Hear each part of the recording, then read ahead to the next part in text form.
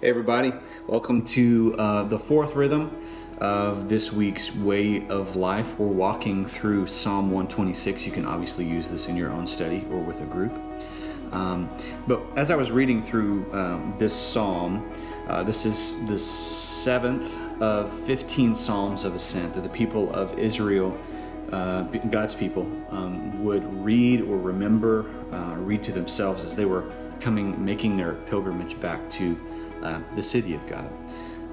And you'll see in the beginning of this hymn, they are speaking about people who had been taken into exile, returning back to the city of God, returning back to the people. And obviously they're filled with laughter, our tongue with shouts of joy.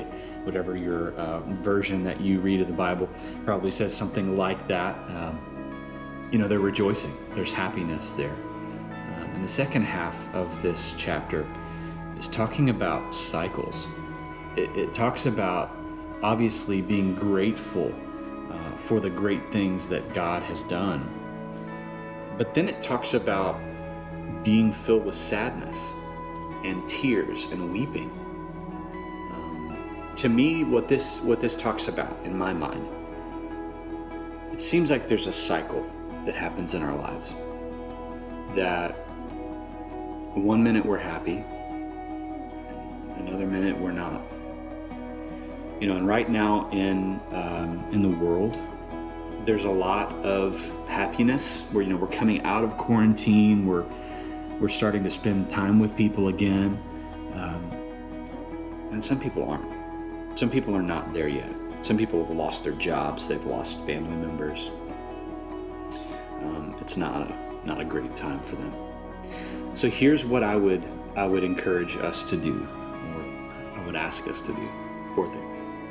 First thing, in verse 3 of this chapter, it says, "The Lord has done great things for us. We are glad."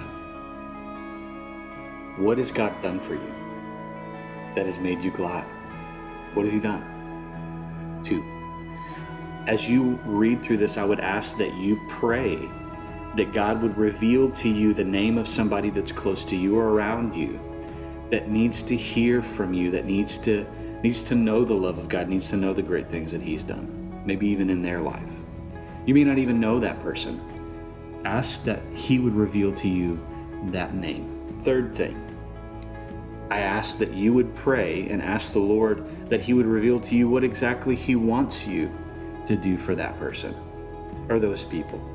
How can you love on them well? As you think about the way that Jesus cared and loved for people, the shortest verse in the Bible, Jesus wept.